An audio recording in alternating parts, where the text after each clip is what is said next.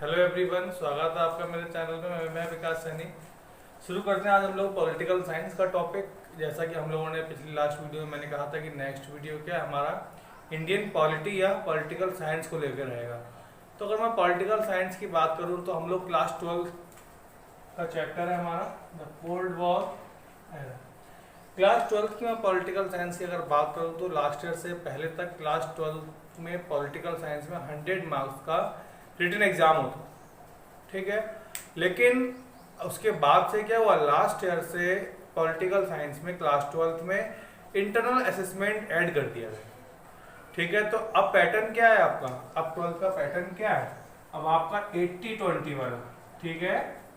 क्या है 80-20, यानी कि 80 मार्क्स का आपका रिटन एग्जाम होगा और 20 मार्क्स का क्या आपका इंटरनल असेसमेंट होगा, ठीक है। क्लास 12 में दो बुक्स हैं पॉलिटिकल साइंस में आपके, ठीक है। एक पॉलिटिकल साइंस पार्ट 2, ठीक है, और दूसरी क्या है आपकी कंटेम्प्रेरी वर्ल्ड पॉलिटिक्स, ठीक है। तो हम लोग वर्ल्ड पॉलिटिक्स वाली बुक से हमने ये चैप्टर अपना लिया है। इसमें फर्स्ट चैप्टर ये है कि द कोल्ड वॉर एरा, ठीक है। तो फर्स्ट चैप्टर हम लोग शुरू करते हैं, टाइम वेस्ट नहीं करेंगे, हम लोग सीधा अपने टॉपिक पे आते हैं, ठीक है। तो इसमें हमारा पहला टॉपिक होगा क्या, द Q1 मिसाइल क्राइसिस, ठीक है।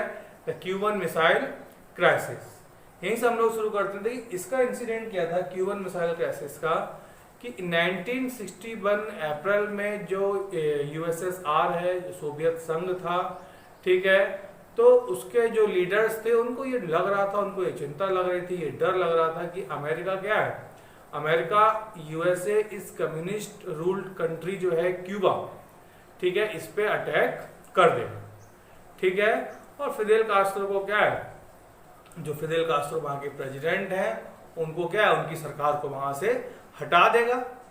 कौन, अमेरिका, ठीक है। देखिए क्यूबा के बारे में बात हो रही है, आप लोग के पास अगर मैप हो, अगर आपके पास अमेरिका का मैप हो तो आप देखिए कि नॉर्थ अमेरिका साउथ अमेरिका के बीच में एक छोटी सी आइलैंड कंट्री है क्यूबा, ठीक है। मैप जरूर रखिए अपने पास। आपकी पॉलिटिकल साइंस की जो बुक है, आपकी पॉलिटी की जो बुक है, उसमें भी मैप दिया हुआ है लेफ्ट हैंड साइड में, वहां भी आप देख सकते हैं पेज नंबर 2 पे, ठीक है। तो हम लोग बात कर रहे थे किसकी, अमेरिकन कंट्री की, ठीक है, USA की, जो कि क्या है, हमला करने वाली थी किस पे, क्यूबा पे। ऐसा लग रहा था किसे, रशिया को, यानी कि USSR का जो हेड था रशिया, उसको, ठीक है। अब इन लोगों ने क्या किया, जो क्यूबा था वहां पर सोवियत संघ ने क्या करा सोवियत संघ के जो नेता थे निकिता क्रुश्चेव, उन्होंने अपना क्या एक मिसाइल वहां पर तैयार कर दिया, ठीक है। अपना एक न्यूक्लियर मिसाइल वहां पे तैनात कर दिया, ठीक है। और जब न्यूक्लियर मिसाइल वहां पे तैनात हो गया तो उस न्यूक्लियर मिसाइल से अमेरिका के मोस्ट ऑफ द पार्ट को क्या है,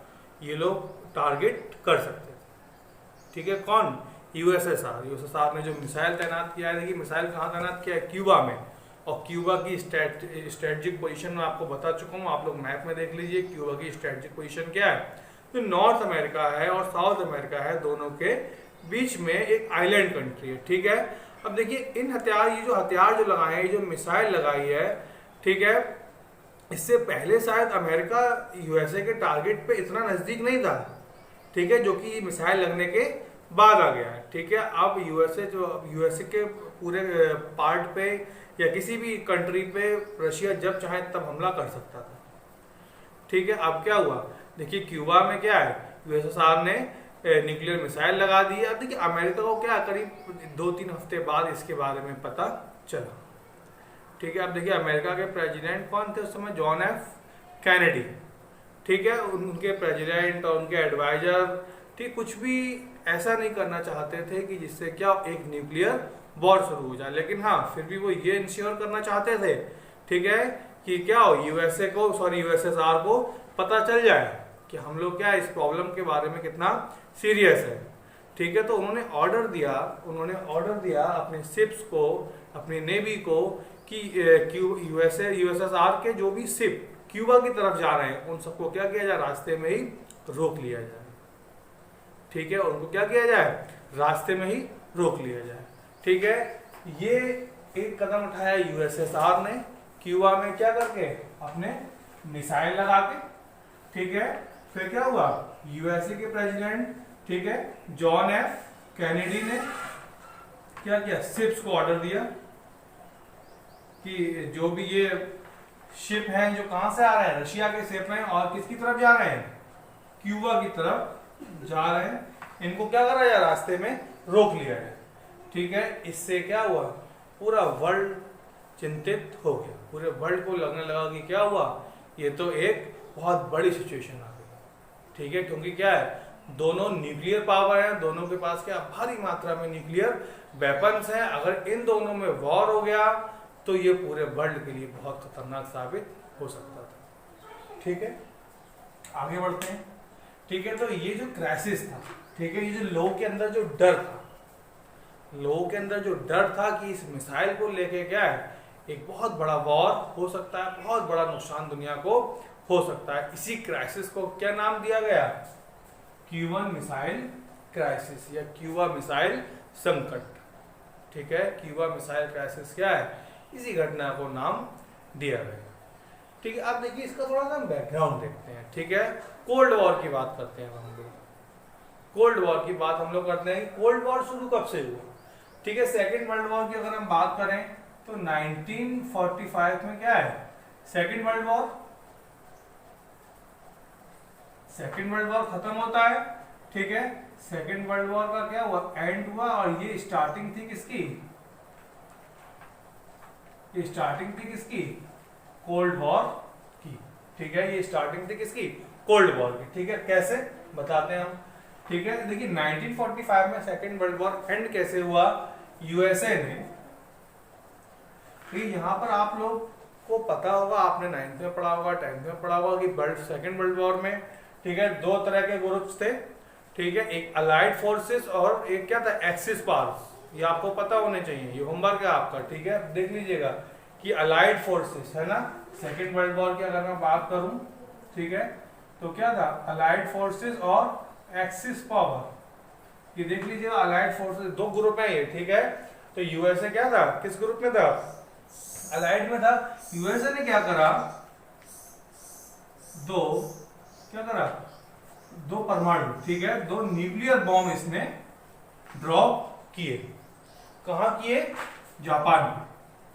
ठीक है, कहां ड्रॉप किए इसने अपने न्यूक्लियर बॉम्ब, जापान पे। जापान में दो शहर थे, ठीक है, हिरोशिमा और नागासाकी। देखिए ये बहुत बड़ा अटैक था। ठीक है, और ये इतना बड़ा अटैक था कि इसका क्या इम्पैक्ट आज भी जापान में बना हुआ है। आज भी हिरोशिमा और नागासाकी में या इसके आसपास के एरिया में जिन बच्चों का जन्म होता है वो आज भी विकलांग होते हैं या मेंटली डिस्टर्ब होते हैं, या उनमें क्या है, इसके लक्षण आज तक बने हुए हैं। ठीक है, दो बम यहाँ पे लोगों ने गिराए थे। देखिए बम के नाम, ठीक है, इन बम के नेम क्या थे, इनके नेम भी पूछ लेता है, क्योंकि क्या है, जैसा कि आपको पता है सीबीएसई ने लास्ट ईयर जो पैटर्न चेंज किया है तो उसमें क्या है, 20 क्वेश्चंस ऑब्जेक्टिव रहते हैं। ठीक है, तो ऑब्जेक्टिव के लिहाज से क्या, ये दोनों सिटी के नेम भी आप लोग आपके लिए इंपॉर्टेंट है। इसके अलावा जो बॉम्ब थे दो, क्या नाम था उनका, ये भी आप लोग के लिए इंपॉर्टेंट है। लिटिल बॉय, फैट मैन, बहुत पूछे जाते हैं नाम, पीसीएस में बहुत पूछता है इसको। ठीक है, और सीबीएसई ने ऑब्जेक्टिव कर दिया तो वहां तो पूछेगा ही पूछेगा। ठीक है, तो बॉम्ब के नाम क्या थे, लिटिल बॉय और फैट मैन। जापान में गिराए थे, कहाँ गिराए थे, हिरोशिमा और नागासाकी पर। ठीक है, देखिए इसी के साथ क्या था, जापान ने सरेंडर कर दिया। जब ये बॉम्ब गिराया गया, जापान ने सरेंडर कर दिया, एंड हुआ सेकेंड वर्ल्ड वॉर का। ठीक है, और इसके बाद मैंने बताया कि अब देखिए यहाँ पे जब ये बॉम्ब गिराया गया तो इसमें भी क्या हुए, इसको लेके दो तरह के ग्रुप निकल के आए। ठीक है, कुछ लोग तो क्या इसको क्रिटिसाइज करेंगे और कुछ लोग सपोर्ट भी करेंगे। अब देखिए जो क्रिटिसाइज करने वाला जो ग्रुप, ठीक है, क्रिटिसाइज मतलब आप लोग समझते होंगे आलोचना करना। ठीक है, क्रिटिसाइज करने वाला जो ग्रुप है उसका ये कहना था कि जब वॉर खत्म ही होने वाला था, जापान सरेंडर करने ही वाला था, तो यूएसए को न्यूक्लियर बॉम्ब गिराने की जरूरत नहीं थी। यूएसए ने ऐसा इसीलिए किया ताकि वो क्या है, अपने आप को सुपर पावर दिखा सके, या यूएसएसआर के सामने क्या अपने आप को ऊंचा दिखा सके, अपने आप को क्या एक बड़ी मिलिट्री पावर प्रूव कर सके। इसीलिए क्या है, यूएसए ने ये बॉम्ब यहाँ पे ड्रॉप की। ठीक है, जबकि सपोर्टर जो थे, कुछ लोग के सपोर्ट में थे बॉम्ब गिराने के, उनका ये मानना था कि यूएसए ने जो किया वो सही किया, ताकि क्या वॉर जल्दी खत्म हो जाए। ठीक है, दोनों तरह के ग्रुप थे, कुछ लोग क्रिटिसाइज करने वाले थे, कुछ लोग सपोर्ट करने वाले थे। ठीक है, अब देखिए यहाँ से क्या होगा, अब यहाँ से एक नई रेस शुरू होगी, एक नई रेस शुरू होगी, एक नया कंपटीशन शुरू होगा। और वो कंपटीशन क्या होगा, अपने आप को बड़ा दिखाने का। ठीक है, अपने आप को बड़ा दिखाने का, अपने आप को ऊंचा दिखाने का। ठीक है, और ये क्या होगा, the rise of two new powers on the world state. ठीक है, दो नई पावर आएंगी, दो नई सुपर पावर आएंगी, और वो दो नई सुपर पावर कौन सी होंगी, जी हाँ, यूएसए और यूएसएसआर। ठीक है, वो दो नई सुपर पावर कौन कौन सी होंगी, यूएसए और यूएसएसआर। ठीक है, ये दोनों लोग होंगे, ये दोनों क्या करेंगे, अपना अपना अब वर्चस्व दिखाना शुरू करेंगे, यूएसए और यूएसएसआर। ठीक है, रीजन क्या है, रीजन क्या है कोल्ड वॉर का, कोल्ड वॉर शुरू होने का रीजन क्या है, कि ये क्या चाहेंगे, यूएसए क्या चाहेगा कि भाई मेरे पास ज्यादा लोग आए, और यूएसएसआर क्या चाहेगा कि मेरा ग्रुप ज्यादा बड़ा हो, मेरा ज्यादा एक्सपेंशन हो। यहां से हम लोग का एक तीसरा हेडिंग इसमें शुरू होगा, the emergence of two power blocs. ठीक है, the emergence of two power blocs में आप देखेंगे कि दो पावर, जैसा कि मैंने अभी बात करी, ठीक है, कौन कौन, यूएसए और यूएसएसआर। ठीक है, दो ग्रुप होंगे। अब देखिए इनका क्या काम होगा, अब इनका क्या काम होगा, अपने आप को एक दूसरे से ज्यादा पावरफुल दिखाना।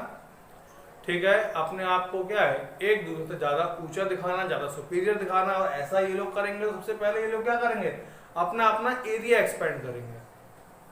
अब एरिया एक्सपेंड कैसे करेंगे, ये लोग क्या है, जो दूसरे कंट्रीज हैं, ठीक है, उन कंट्रीज को क्या अपने ग्रुप्स में मिलाने की कोशिश करेंगे। ठीक है, ये लोग चाहेंगे क्या कि ज्यादा से ज्यादा कंट्रियां क्या हो, मेरे ग्रुप में आए, यूएसए ये सोचेगा, और ये यूएसएसआर क्या ये सोचेगा कि ज्यादा से ज्यादा कंट्री क्या हो, मेरे ग्रुप में आए। ठीक है, और देखिए इसमें देखिए कोल्ड वॉर में कोई सीधा वॉर नहीं होगा। ठीक है, अब देखिए इन दोनों में कोई सीधा वॉर क्यों नहीं होगा, उसका रीजन क्या है कि दोनों न्यूक्लियर पावर है। भाई ये भी क्या है, न्यूक्लियर पावर है, और ये भी क्या है, न्यूक्लियर पावर है। दोनों न्यूक्लियर पावर है, दोनों के पास न्यूक्लियर वेपन्स है। ठीक है, एक लॉजिक होता है, आपकी बुक में लिखा होगा, डिटरेंस। डिटरेंस का मतलब क्या होता है, डिटरेंस का मतलब क्या होता है कि इसके पास इतनी पावर है कि ये इस पे अटैक करेगा, उसके बाद इसके पास भी इतनी पावर है कि ये अटैक का जवाब दे सकता है और उतना ही नुकसान इसका भी कर सकता है। ठीक है, इस तरह का जब लॉजिक बन जाता है तो उसको हम कहते हैं लॉजिक ऑफ डिटरेंस। ठीक है, मतलब क्या है कि यूएसए की ने अगर पहला अटैक कर भी दिया यूएसएसआर पे, तो यूएसएसआर को जितना नुकसान होगा वो उस नुकसान को झेल पाने में कैपेबल है, सक्षम है, और उसके साथ ही साथ वो वापस अटैक करेगा। ठीक है, उसके साथ ही साथ क्या है, उसके पास फिर भी इतनी पावर बची रहेगी कि वो क्या करेगा, वापस यूएसए पर अटैक करेगा, उतना ही नुकसान यूएसए का कर देगा। तो ये बात क्या थे, यूएसए भी जानता था और यूएसएसआर भी जानता था। ये बात क्या है, दोनों जानते थे। यूएसएसआर की फुल फॉर्म आप लोग को पता होना चाहिए, Union of Soviet Socialist Republic. USA की आपको पता है, Union of States of America, Union States of America. ठीक है, यूएसएसआर की फुल फॉर्म मैंने आपको बता दी, Union of Soviet Socialist Republic. ठीक है, न्यूक्लियर पावर है दोनों। डिटरेंस का लॉजिक मैंने आपको बता दिया, दोनों को पता है कि अगर हम नुकसान करेंगे, ठीक है, तो दोनों का बराबर नुकसान होने वाला है। इसलिए क्या एक हॉट वॉर शुरू नहीं हो पाया, सीधा वॉर शुरू नहीं हो पाया, ब्लडी वॉर शुरू नहीं हो पाया। ठीक है, ये क्या है, इसी तरह से कंपटीशन के दौर में चलता रहा। ठीक है, the emergence of two power blocs में आगे कुछ और चीजें हैं, उनको भी हम लोग देखते हैं। ठीक है, यहाँ पे देखिए अब क्या करेंगे, अब इन लोगों ने अपने अपने ग्रुप बना लिए। ठीक है, ग्रुप बनाने के में जो यूएसए था ठीक है, देखिए सबसे पहले अब क्या होगा, वर्ल्ड क्या होगा, वर्ल्ड भी 2 ब्लॉक में डिवाइड होना शुरू हो जाएगा। और इसकी शुरुआत कहाँ से हुई, यूरोप से। शुरुआत कहाँ से हुई, यूरोप से। ठीक है, यूरोप में सबसे पहले क्या हुआ, वेस्टर्न और ईस्टर्न, 2 तरह के अलायंस बन गए। ठीक है, वेस्टर्न अलायंस और ईस्टर्न अलायंस। वेस्टर्न अलायंस का हेड कौन था, मुखिया कौन था, यूएसए था, अमेरिका था। और ईस्टर्न अलायंस का मुखिया क्या था, यूएसएसआर, यानी कि इसका जो हेड था वो कौन था, रशिया था। ठीक है, दोनों ने अपने अपने ऑर्गेनाइजेशन बना लिया। अगर हम वेस्टर्न की बात करें तो वेस्टर्न वालों का ऑर्गेनाइजेशन क्या था, NATO, NATO, NATO. Full form note कर लीजिए, नॉर्थ अटलांटिक ट्रीटी ऑर्गेनाइजेशन।